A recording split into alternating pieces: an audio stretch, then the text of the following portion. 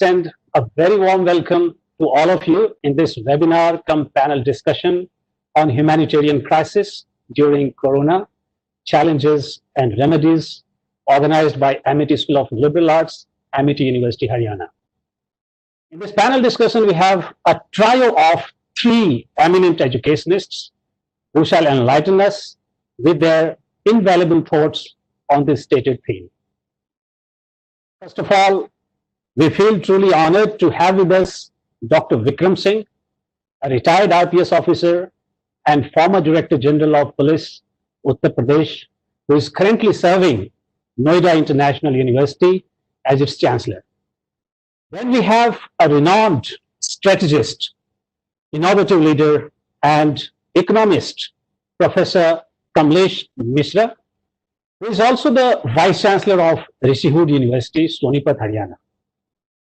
And next we have our Honorable Pro-Vice Chancellor of Amity University, Haryana, Professor Padmakali Banerjee, who is an icon of optimism and the author of the popular book, The Power of Positivity, Optimism, and the Seventh Sense.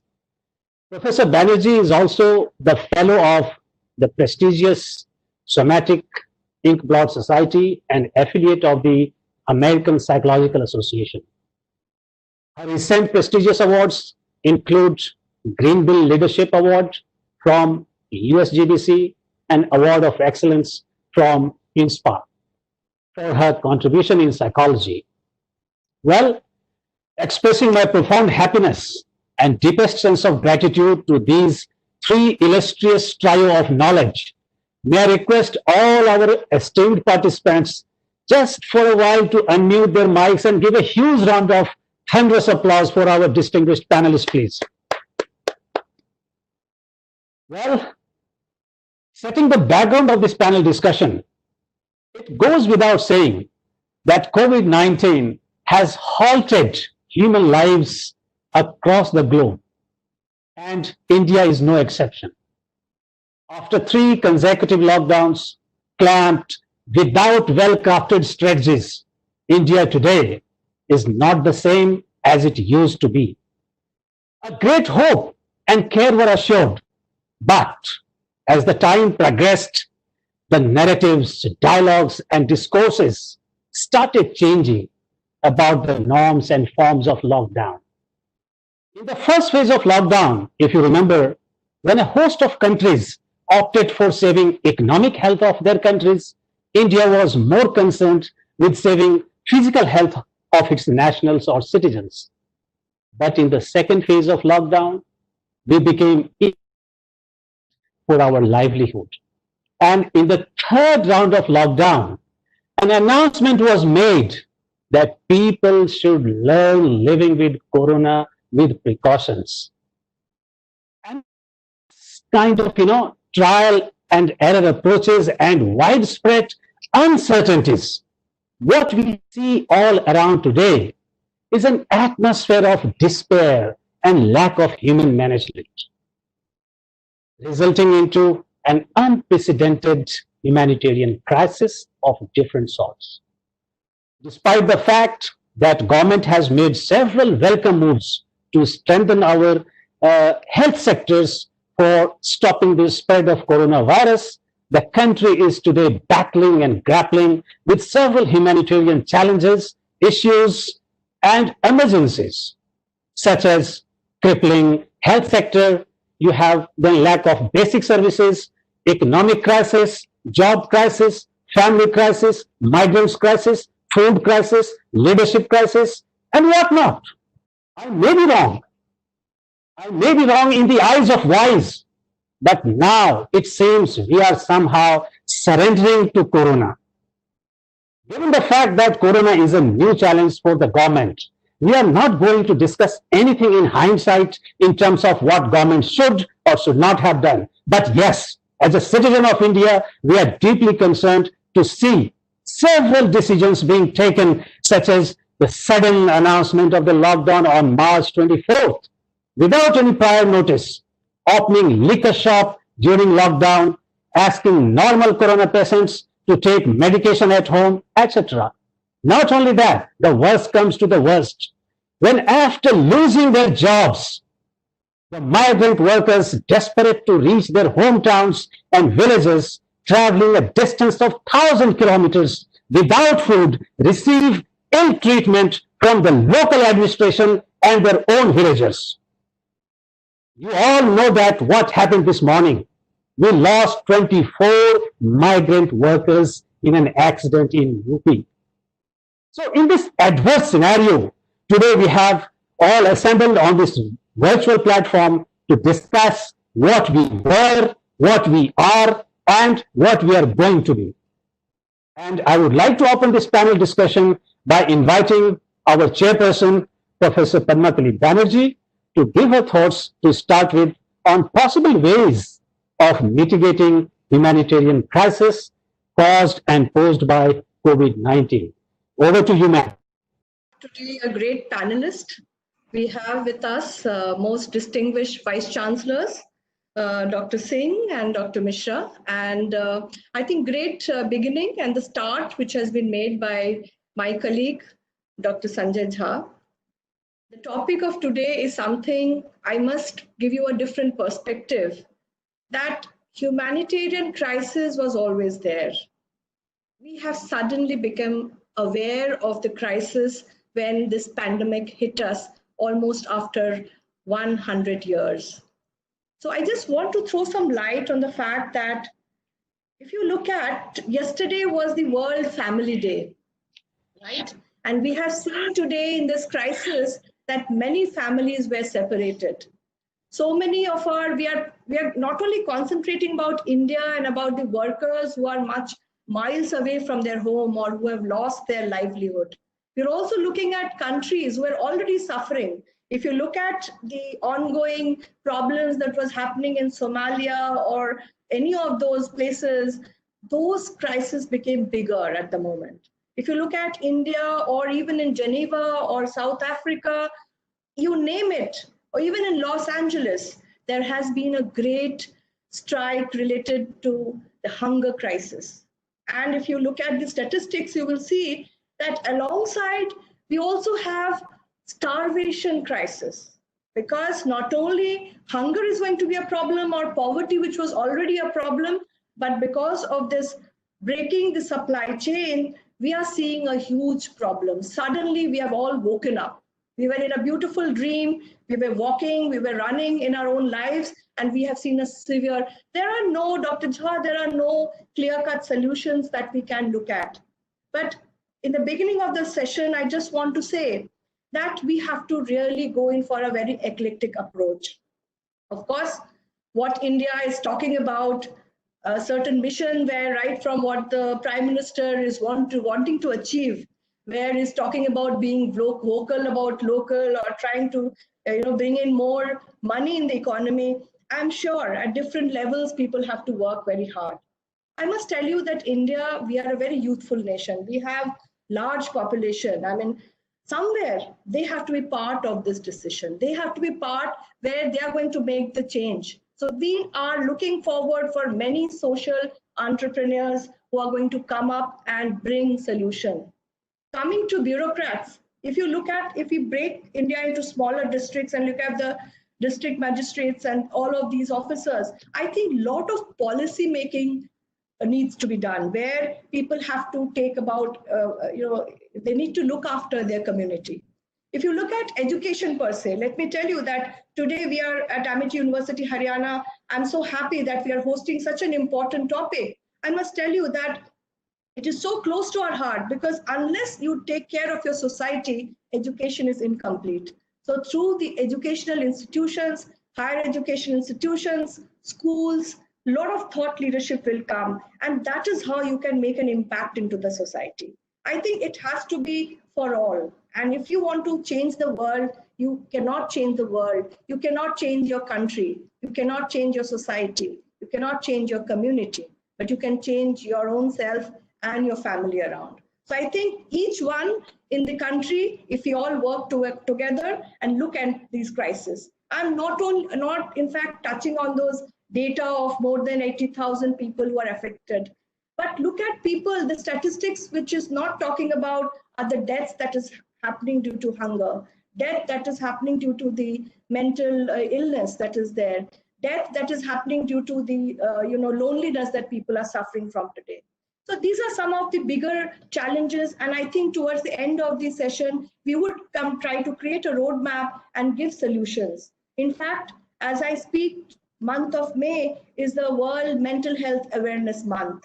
So if we are able to look after the well-being of people, I think we would be able to take good decisions in life. Thank you. Your mic needs to be on. Well, thank you, ma'am, for your thought-provoking views. And you rightly said that we need to adopt, eclectic approach, which definitely will come to at the end of this discussion. So with that, I shall move on and request our next panelists. First, Dr. Vikram Singh, then Professor Kamlesh Mishra, to forward their views on the existing and the potential humanitarian crisis. Sir, as we are skeptical, about whether our life will again be the same, we would like to hear from both of you what kind of, cautions and precautions are needed as part of remedies so that any corona-like epidemics in future could not paralyze our life to such an extent and minimize collateral damage. Over to Dr. Vikram Singh, please. Thank you ever so much, Dr. Sanjay Jhaji. Respected Dr. Banerjee, Dr. Mishra ji, words of profound wisdom from Dr. Banerjee and the opening remarks were an eye-opener, Dr. Sanjay ji. In fact, I am returning much wiser after your opening remarks, but I would certainly add that in every such major setback, I would like to analyze it with strength, weaknesses, opportunities, and threats. What have we gained and what have we lost? We have lost quite a bit, and it is but natural that this lockdown is unprecedented in human history, and we have not handled so badly when you compare it with advanced countries like England, Spain, USA, and other countries.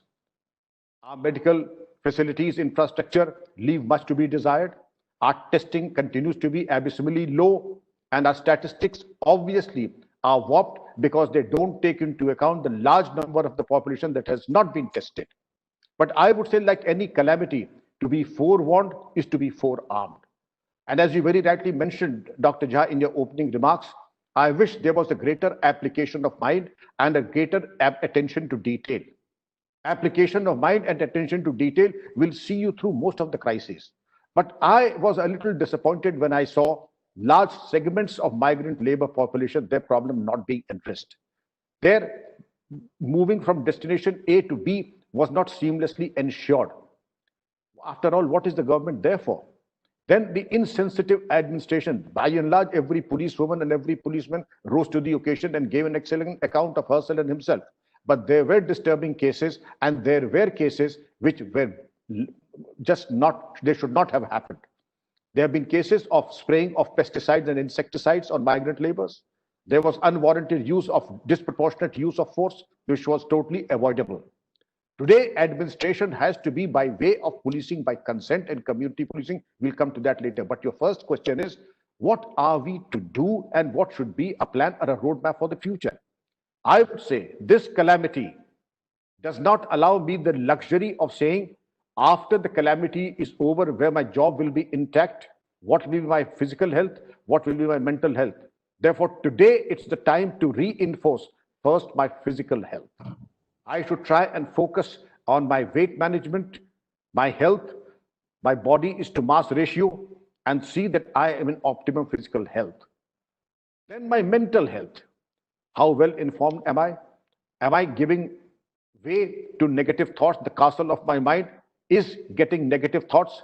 Am I thinking of harming myself time and again? And in case I'm doing, in case anybody, much less a person in uniform, is thinking of harming himself or herself, that is a cause of concern.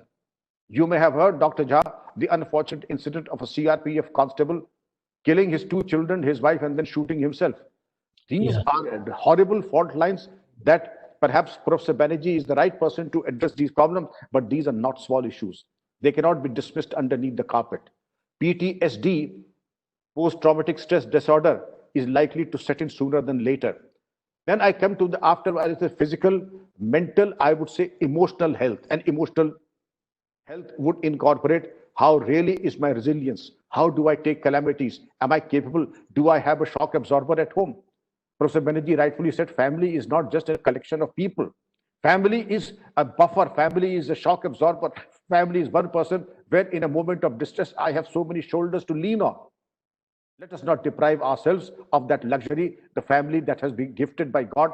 Let nobody else take it, those shoulders be taken away from us. And last but not the least, it may be debatable that the spiritual content of my personality is also indicative of the fact how far I will go, to what extent I am able to withstand a shock, and what will be my response. Carl Jung once said that in 60 years of his psychiatric practice, he did not encounter a single patient, a single visitor who had absolute faith in the Almighty, and yet he required psychiatric intervention. We'll, of course, I will react in the course of the debate later. Thank you. Thank you, Dr. Singh, for your highly insightful and comprehensive, I will say, deliberation on the real and possible challenges faced by us, followed by your recommendations to cope with the crisis. With that, sir, I will also revert to you with some more questions on administrative as well as, educational fronts. But I shall take the views of Professor Kamlesh Misra first on the issue under discussion. So over to Professor Kamlesh Misra, please. You look very, very healthy, so I don't think that you should really worry too much. I think one of the things that we need to think is from a different point of view. One, that this is not something that has been created by us, and we are alone in this. This is something that has just hit everyone. It's almost like throwing a bucket of cold water on a person who is sleeping. And all of a sudden, we don't know what to do. We wake up and we realize that, oh my God, what happened? Where do we start? I think in this kind of a situation where something unexpected happens, of which we have no thought at all, for us to react is going to be very, very different, because there are no plans. There are no guide maps. It has never happened before to this extent. Therefore, when we begin to think about it, we feel that whatever was done, maybe it was not done right, or it could have been done differently. But that's when we stand outside the system and look at the system from outside. But I think when we look at the system from within, being part of the system, the kind of population that we are dealing with, the kind of healthcare system that we are dealing with. Just imagine if countries which are advanced with population less than half or even 1/4 of Uttar Pradesh are dealing with such major crises in healthcare delivery system itself, which are very, very advanced.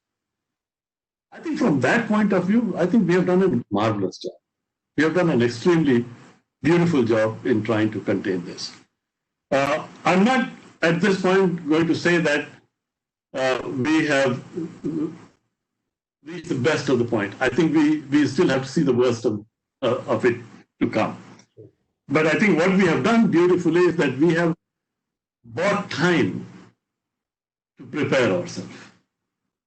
So I don't think that this lockdown of 6 weeks or 8 weeks was designed only to contain this, but it was also to buy sufficient time that we are able to plan and be ready for the spread of this, which is going to happen. I am of the view that in these kind of situations, we will have problems. We will have humanitarian crisis. We will have problems of migrant labor. Probably most people don't understand, because if you have lived in a village, you know that whenever there is a problem, the first thing that people do is that they run back home. That's where they want to be. Could it have been done better? Well, hindsight, we can stand out and say that yes, it could have been done better. Instead of announcing the lockdown at 8 o'clock, we could have said that, okay, here is 1 week time, and please go.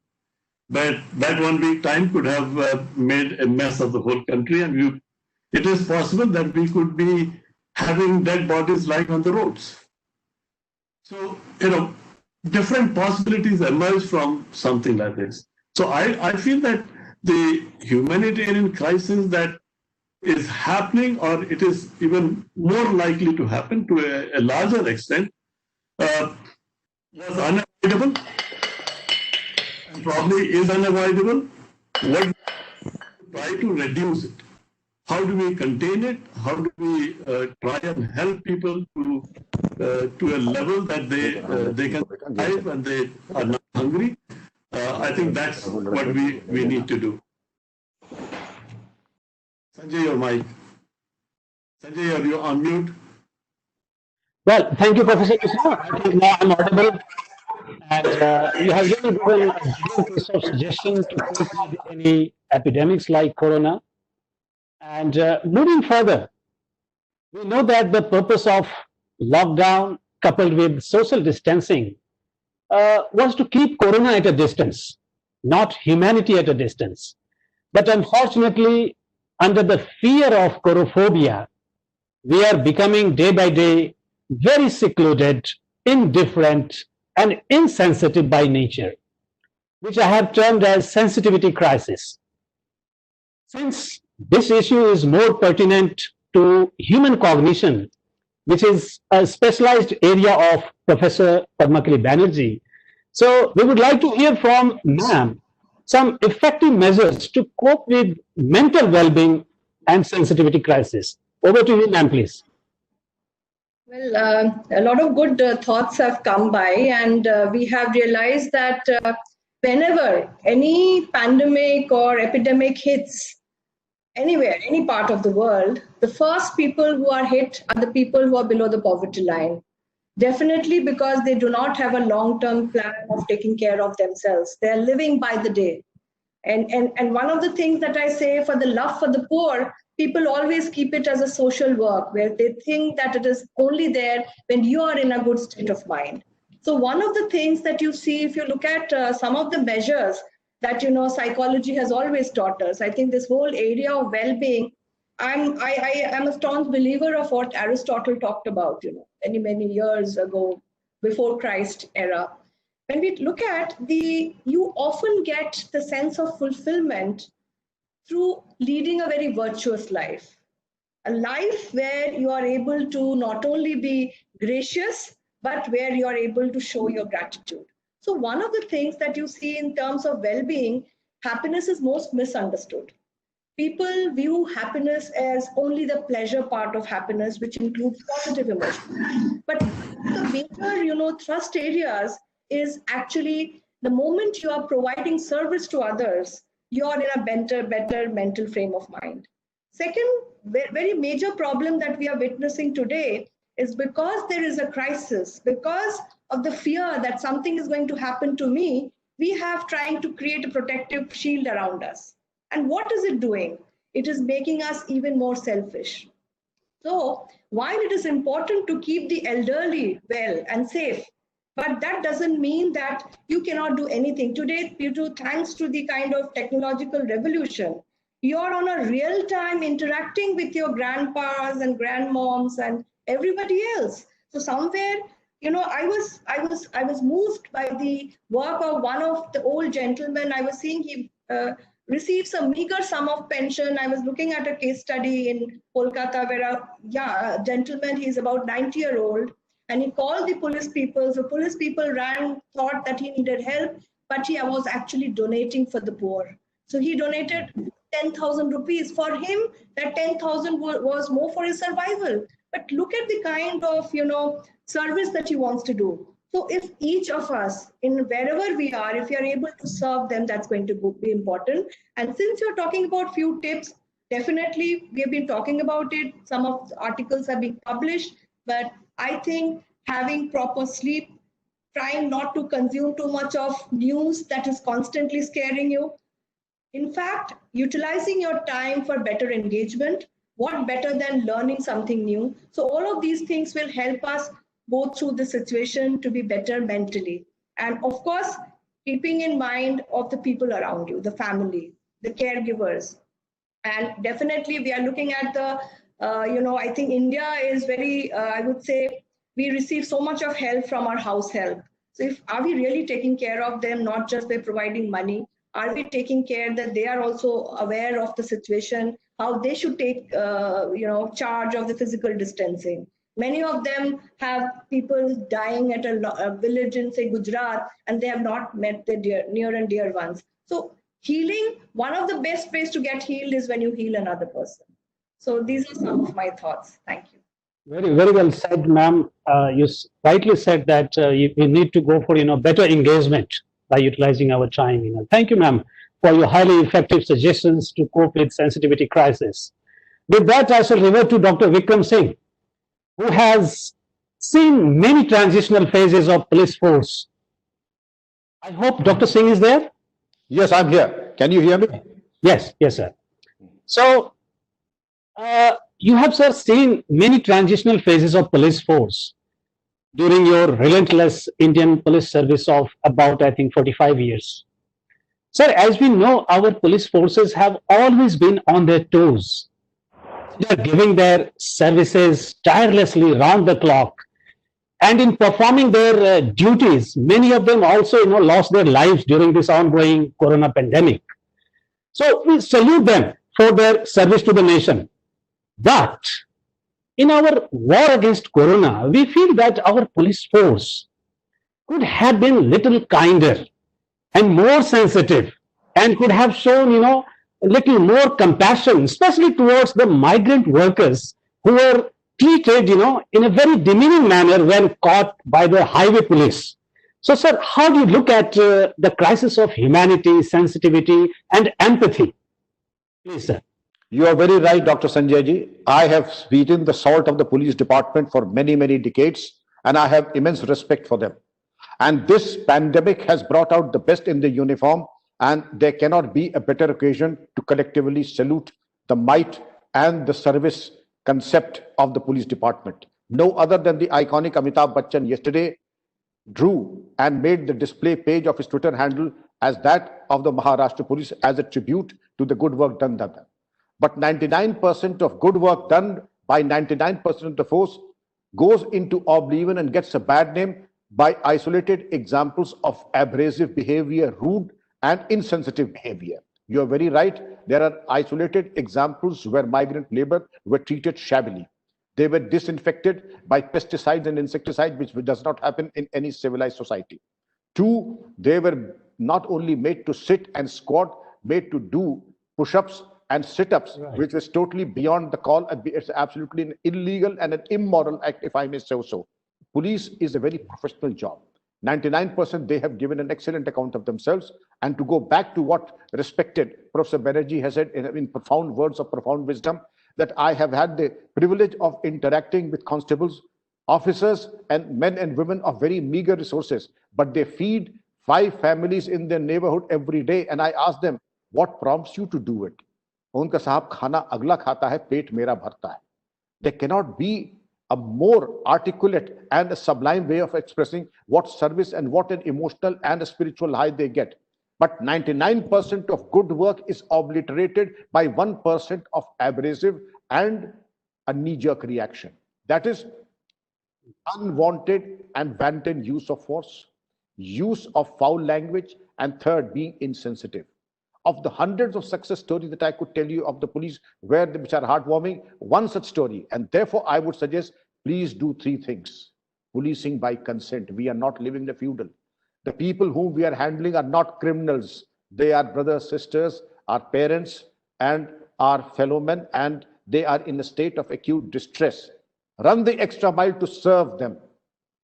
And the third, community policing, policing by concept, and also have some proactive measures to have a community interface. I would give you 3 examples. There cannot be cut and dried solutions to any pandemic or any such thing. But if you have action flexibility, if you have social sensitivity, and the third, if you have professional competence, you are able to surmount any crisis. And I have no doubt the police have come out with flying colors in the past.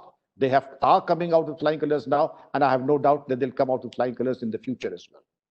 Thank you. Thank you. Absolutely correct, sir. Next, I shall revert to Professor Mishra with a growing concern of jobs among youth.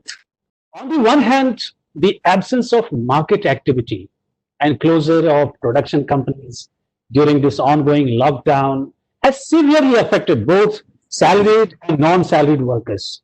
On the other hand, 5 days ago, our Honorable Prime Minister made a very adventurous statement of being vocal for local. So, don't you think thinking of localization in this age of globalization is somewhat paradoxical? And we would also like to know your view, sir, on the future job prospect post COVID-19 in India. Over to Professor Kamlesh Mishra. Thank you, Sanjay. Okay, first let me try and first answer the local and global concept that the Prime Minister indicated. I think to some extent maybe we have taken it out of context. When he talks about local, he is not talking that we should not be connected with the world at all. But I think what he's talking about developing in-house strengths, which can be used. There are certain goods and services that we can produce, and we can produce better than anybody else in the world. But we have not been able to do it. And I think if we are able to use that competitive advantage that we have, we would be in a better position. I think that's what he's referring to. Now, coming on the job side, looking at it as an economist, I feel that we are the scene is not very good. It's going to be a somewhat long drawn process for us to get back. At this point, everything is on standstill, right? And for the government to come out and say, okay, keep paying the salaries, keep paying the salaries.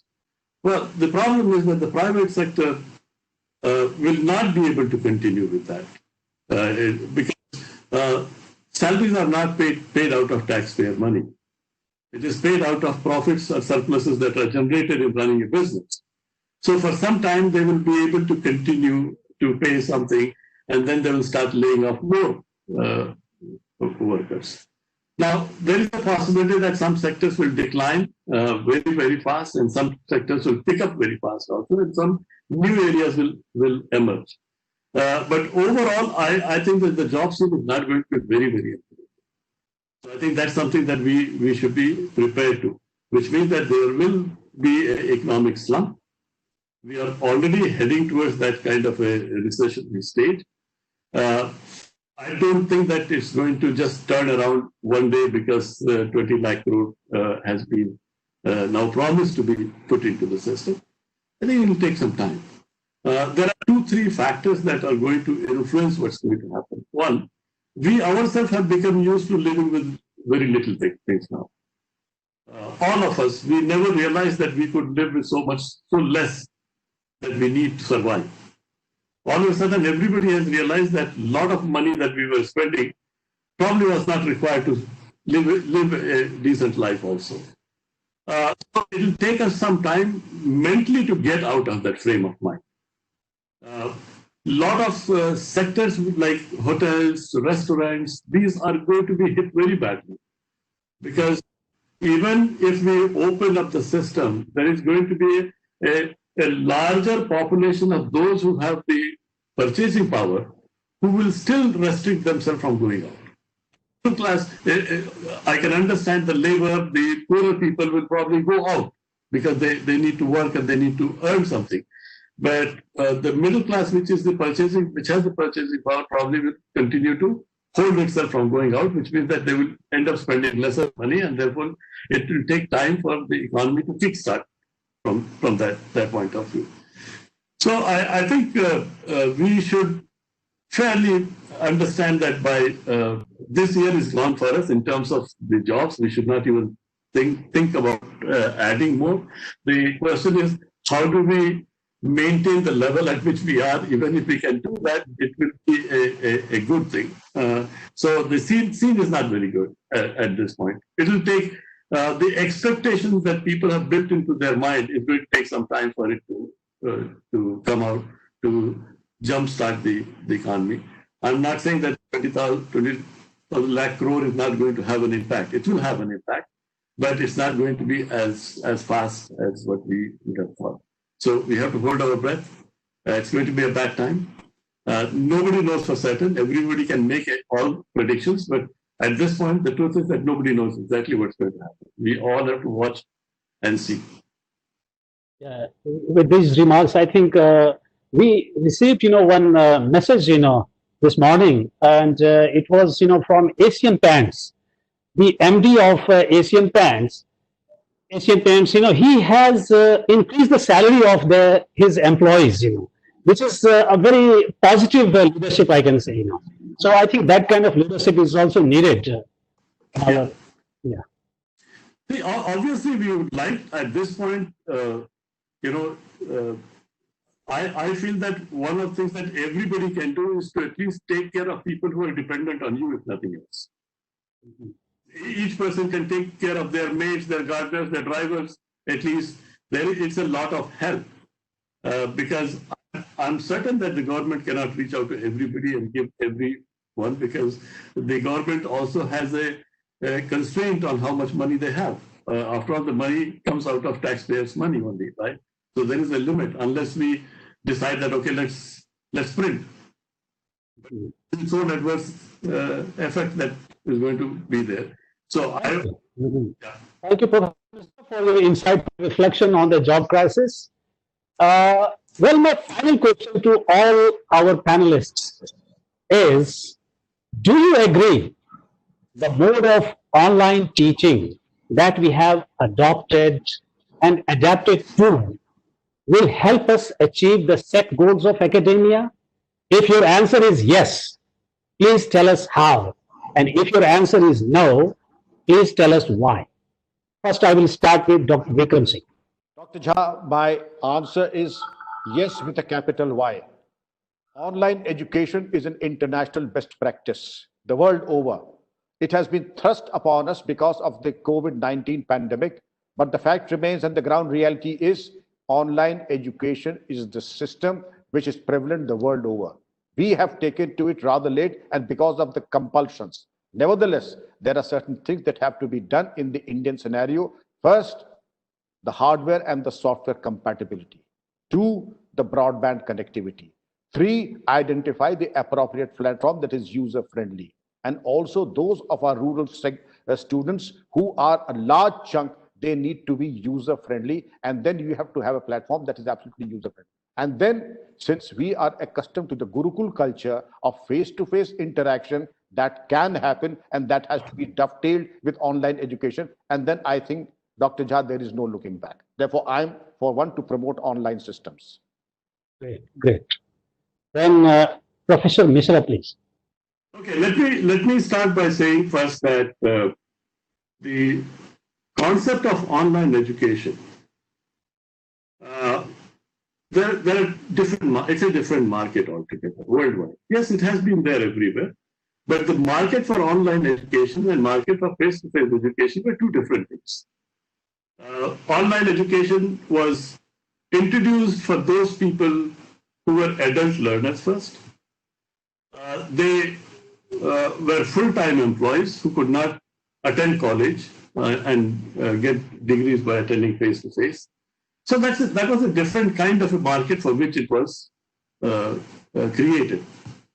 All of a sudden, when this crisis happened, we said that let's also do online education because we have to continue to teach. I personally don't feel that having Zoom meetings is online education. So that's what we are doing. We are using these video platforms and we are holding classes like we hold in a classroom. A lot of schools are doing that, a lot of colleges are doing that. I think that's not online education, and we should just say that it's not online education. We don't know what online education is in Indian context. The approach to online education in India is very new. There are very, very few institutions that have the backbone that is required for online education.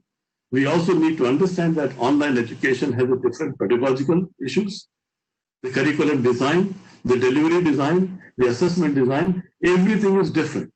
One morning we wake up and we say, now we'll do online education, as if everything is ready-made packed and we just go and implement it. So right now we are not doing online education. What we need to do as we begin to consolidate our thoughts and plan for future, I'm of the view that blended learning will be the way forward. That we will start with about 15 to 20%, which will be on an online mode, which gives the students the flexibility in terms of time, place, where he wants to, how he wants to, and the rest is still going to continue as a face delivery. Because one of the critical things that we need to try and understand is that how will you give me the college experience? You are asking me to pay you fees to experience college life, to experience university life, to experience collaboration, to experience teamwork, to meet with my teachers, to learn from their life. How are you going to give me that? That's a question that is going to be raised. And if you cannot give me that, then are you expecting me to be a docile student who sits in front of a computer, goes through a listening system, and then answers the questions that you have assessed and you give me grades? Is that the one purpose of education? Then online education will serve. But I think we are not here to produce docile students who are not touched by any form of emotion. How am I going to feel that emotion of a teacher when I'm online? So I think we still need to think of a model that is a workable model, and I think coming up with some kind of a blended approach to education where we begin to introduce online and practice, but still every faculty member has the power to decide what is that appropriate mix that is required depending on the course that they are going to do. But if we are going to kill the emotional touch in education, we are going to be very sorry about this. Very insightful. And we would all hear from Professor Banerjee, her views on the challenges of online education. Ma'am, please. Yes, Sanjay, very good thoughts which has come through from both Dr. Singh and Dr. Mishra. I do agree that there would be need for a hybrid method where definitely there will be need for blended learning, contact. I'm looking at typically programs like, say, medical programs such as hospitality, programs such as wherever there is, even in management, experiential learning, to that extent, even psychology, there is a lot of need for, contact, which is a fact. At the same time, if you look at the technological advancement, people are trying to give you simulated situation, almost close to reality, just like the way a student learns, a pilot learns how to fly. So I am trying to understand it from that point of view. But if you look at India per se, and we are talking about today humanitarian crisis, in India, if you look at the overall population and the way we are, even internet penetration is not that strong that you can completely move on to an online platform. Because I can see over the last 2 months, on a regular basis, I'm receiving emails from technology companies telling us that how they're going to come and seamlessly, help us resolve it. But what will work, I must tell you, because technology is a means to the end. Whether it was printing press, whether it was the internet revolution, whether it was e-learning, if you saw, they were all modes of knowledge. So remember that if we have a very strong base of knowledge where you have intellectuals, the faculty members, the experts who come and work with the technology platform and create modules, not like you have just some modules created by a tech company and you showcase those modules and you expect your students to learn. It is like a teacher of economics sitting down, picking up a case, talking to the students through the platform, the data, real-time data coming from the industry, and students work on a real-time project, and that's how that kind of hybrid system has to work. So not an all-encompassing blended mode where you expect you'll plug and play. It's not going to work like the online gaming industry. So definitely there would be need for knowledge. Remember, we have been talking about future of work for the last 10 years. And suddenly we had this pandemic that hit us and we all changed our perspective. So now future of work has changed. And like I think I must also mention in the economic, like you talked about, education will have now a big role to play. Even if the work will change, you need educators to help the new industries which are going to come up. I'm amazed to see that in the last 2 months, if you look at the patents that has been filed, including from Amity University, Haryana, and other universities, institutions abroad. I was looking at what Oxford has to say, what Johns Hopkins has to say. So new areas of research have started. So you need industries. So new form of work will come. So I mean, it's a kind of an hybrid system, and industries have suddenly become aware. Industry wants to work with institutions to create a system and a platform.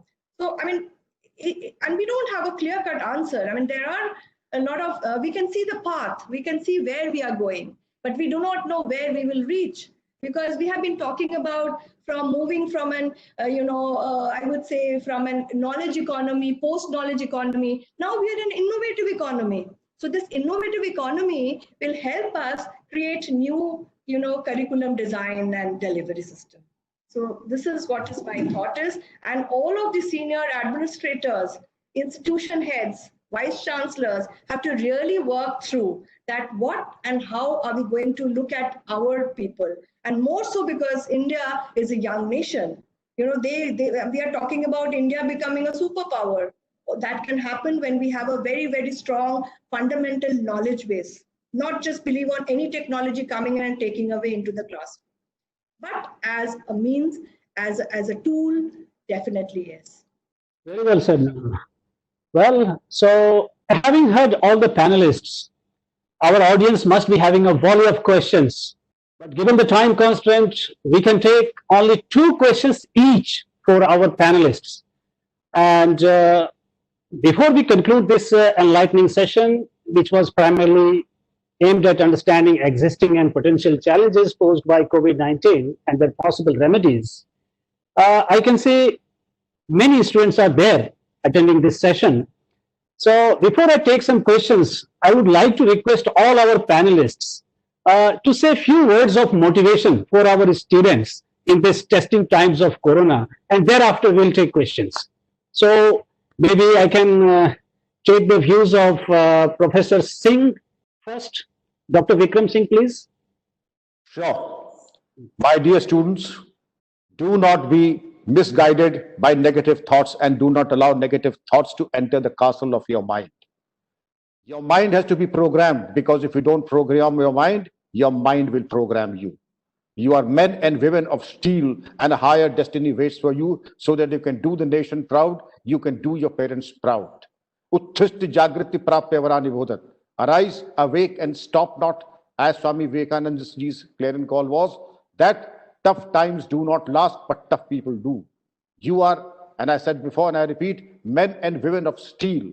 There's nothing that can have the better of you. It is the combatant. Bring out the fighter in you and have the killer instinct to defeat any such calamity that may try to cross path with you. Thank you. May God always bless your path. Thank you, sir. Professor Mishra. Say at this point, I think a lot of students are confused as to what's going to happen to them, whether they are already in colleges and universities, or they are trying to get into colleges or universities. There is a pressure that what am I going to do? What's going to happen to my career, my future? What I want to tell them is relax. The world is not going to change so much, right, in a year. Even if you were to lose 1 year, it's no big deal. You're too young, really, at this point, to count that 1 year as a loss. You can catch up very, very fast. So first thing is to be very, very relaxed and very, very calm about this. This is happening to everyone, not only to you. World over, all students are going through the same problem. So you are not alone. You are in the same boat as anybody else. So if you are going to lose a year, everybody else is also going to lose a year. You are starting at the same place. Don't worry about it, right? The idea is to have the confidence in your abilities to succeed. If you maintain that confidence in your ability to succeed, 6 months or 1 year of loss is nothing. You're going to catch it up so fast that on the hindsight, after 10 years, when you think about it, you will really have a hearty laugh. You take care, all the best. Thank you, sir. Thank you. We will also take ma'am's views, ma'am's words of wisdom, motivation for our students. Please, ma'am. Yeah. So I think great. I was just want to say that this is definitely a turbulent time, crisis. So please, first is accept the reality that yes, whenever there is an earthquake, we jump out of our households, we go out. So please accept it is a serious calamity. It's a kind of a disaster that we are seeing around us. So you are in the times of crisis situation where you are learning. But remember one thing, that troubles don't last forever. So what do you do in these times? Worry and let your time go, while away your time? No, I would want that each one of you, really practice a good engagement. Identify what are the purpose of your life. What are you going to get involved in? And what is going to be very critical is to stay optimistic. So, and how do you do that? Develop in you that sense of resilience.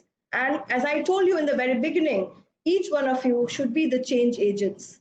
What can you contribute to your own government? Forget about government. What can you contribute to your own household? What can you do to your own community? To your own, each one of your members of different clubs in your institutions. What kind of messages? I receive lovely, beautiful greetings from students who have created positive thoughts that go out into the community. So I think you can think of nice new ideas, new research. I think this is the time to do a lot of things, even when you are away from people. You are at home, away from the institution, but still you can do a lot and talk to each other, talk to people around you, create a network. People always talked about there is very little time around us, but there is a lot of time now that you can utilize. So please be careful, try to develop in you that sense of optimism and the willingness to do something for the society. So that's my message to all of you. Discover the light within you. Discover the light within you and try to help that light become the torch in your life and discover your new path for future. Thank you. Thank you so much, ma'am. Thank you. Well, we'll take a couple of questions. I would like to read one question for Dr. Vikram Singh, please. Dr. Singh, there is a question for you. Please go ahead. The question is, why government is showing double standard in tackling stranded expatriates abroad and stranded migrants within the country? It also further says that when it comes to bringing expatriates from other countries, we hardly take any time in arranging Airbus and bring the stranded expatriates with dignity. But when it comes to bringing stranded migrants from one state to the native places, the government finds it hard to arrange a train or bus. So what's your take on this, sir? Intelligent question. I would say that it's not differential treatment. It is the question of being isolated in a hostile territory. I would not say hostile, but in a totally alien and unfriendly environment, and being at home. Whatever be the constraints, if one is in India, obviously the help is there. It may be different reason and debatable to what level and extent that help is available within the country. But for students who are locked up in Iran or Wuhan or elsewhere, that's a different ball game altogether. Therefore, there has to be a different approach and a different methodology in handling both these issues. I would say that the government, indeed, what they did in case of our students and people stranded outside India, I wish a small percentage of that could have also been delivered to the migrant labor. But then the numbers matter also. The numbers of those students would be in thousands. Here, UP alone is receiving 1 lakh migrant laborers a day. So the enormity of the problem in India is immensely more than what it is when we talk of localized problems. Very well said. With that, there is a question for Professor Mishra. Are we heading towards deglobalizing the world? My personal view is that we are all moving towards a situation of nationalism everywhere. It's not just here, but I think the world, almost every country is going through a nationalistic movement at this point. In some places, it is very visible. In some places, it is still simmering inside. What this would mean, basically, is that we should be seeing some realignment happening in the world. I think which country is going to shake hands with which country is going to change now. All the different associations and alignments that were made before are going to become meaningless, and new political arrangements across the globe are going to emerge. And I personally feel that India is going to play a very, very important role in those alignments. That's good for us. One more question is there for you, sir, Professor Mishra.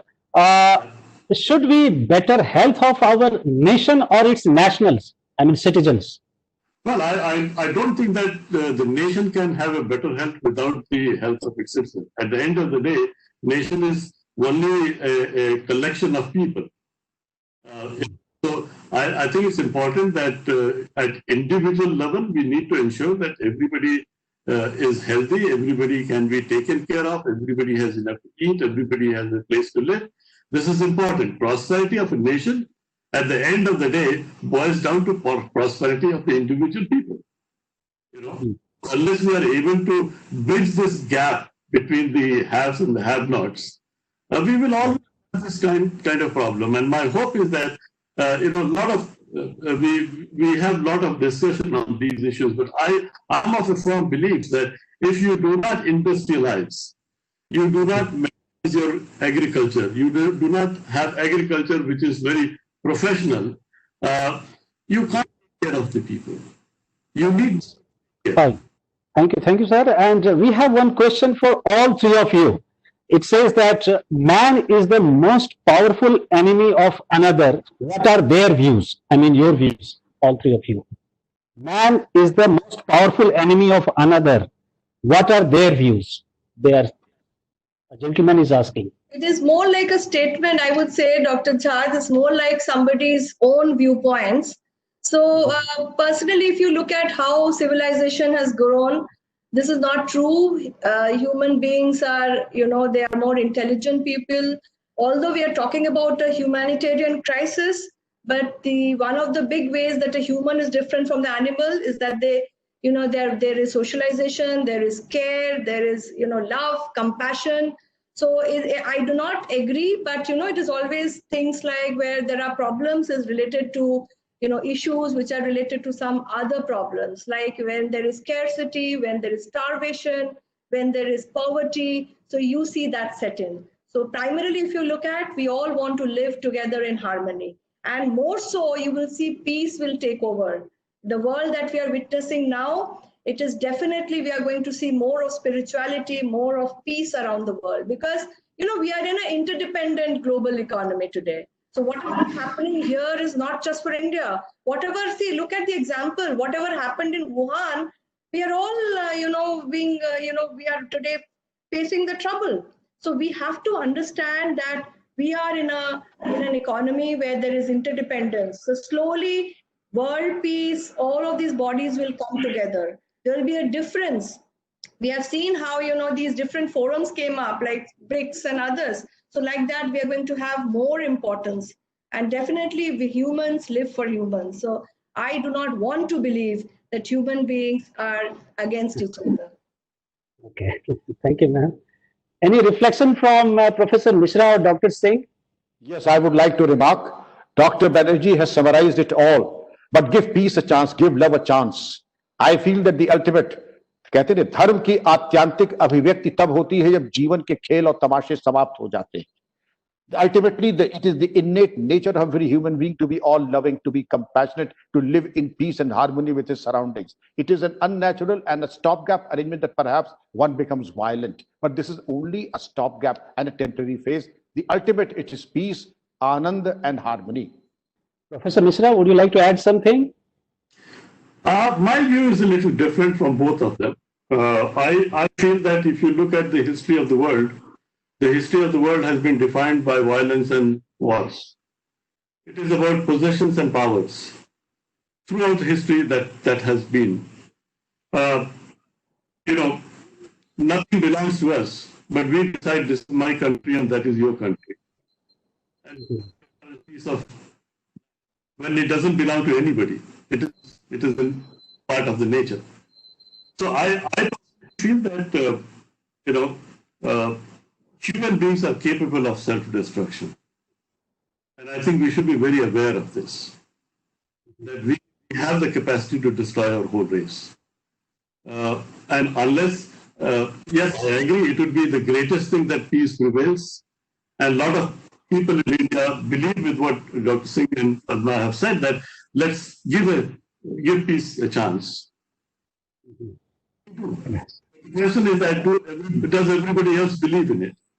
If everybody, we'll be fine. If we want to believe in this, it's not going to be fine. Very insightful of you, sir. And just I will take last question for Dr. Singh. This will be the last question because we are running short of time. No, already time is up, so this will be the last question. Dr. Singh, the question is, has WHO failed in dealing with the crisis? The WHO has been totally unpredictable and has failed with a capital F in its duties. And it is perceived to be on the side of China and the spokesman of China rather than being an international and a world body caring and working for all of us. I will stop at that because time is less, but the truth ultimately is unpalatable. Thank you, sir. So as takeaways, we have been recommended several cautions and precautions to bring back our life on the track. And we draw this conclusion that to tackle this cascading problem of corona and to create a new India, a country cannot win corona-like war, on its own. For that, the country needs to create pan-sectoral reforms by joining hands with all possible stakeholders in harmony, be it resilient private sector, NGOs, district administrations, municipal bodies, panchayati raj, or any individual, and find collective resolve on a war footing. And before I bid farewell to all of you, let me underline this bottom line, that no one is safe until everyone is safe. So help yourself and help others. With that, Sanjay, I just want to add one very important thing. Remember, there could be a humanitarian crisis, but there is no crisis in your own mind. So a lot of things with the power of your own mind and intellect that you need to do. This is especially for the youth of India. So remember that what we are seeing today, a lot of things you can change with your own intellect and your own thought processes. And let's believe in that. Because as youth and young people, you can change everything. You can bring about this innovation. I don't want to go away with the thought that let's live with the crisis. Our message in this session is, let's handle it. We have seen so many wars. We have seen so many. I mean, if you look at India, the independence struggle, most of the people who were they were fighters, freedom fighters. They were all young, between 18 to 22 were their average age. So what today India is facing, because we are the largest country in terms of population, maybe close to China. So I mean, so much that youth can do. So I don't want to only talk about people who are in the position who would be performing. You are a part of that community and you need to act independently, collectively, and in collaboration. So no crisis within your own minds. Thank you, ma'am. In fact, I don't want to conclude this session because this is so enlightening that definitely we would like to see second part of this panel discussion maybe in future. But we have time limits, so we'll have to stop here. And before I stop, I would like to acknowledge the contribution of Dr. Sunil Mishra and Dr. Shraddhanita Singh, who organized the whole thing very dedicatedly. So thank you, both of you. And with all these words, I wish you all a happy and healthy life ahead. Thank you. Jai Hind. Jai Hind. Thank you. Mishra and Dr. Singh. Thank you so much. Thank you so much. Thank you, ma'am. Thank you, ma'am. Thank you, sir. Thank you, Professor Mishra. Thank you, sir. Thank you, Dr. Jha. Thank you very much. Thank you. Thank you, Amity. Thank you. Thank you.